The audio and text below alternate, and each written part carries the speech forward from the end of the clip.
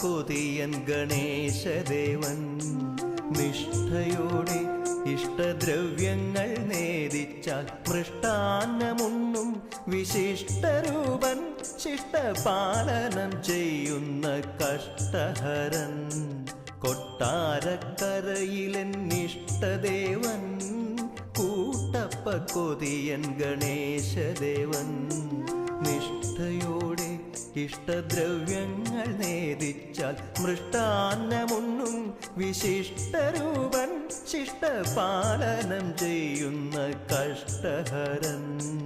നീ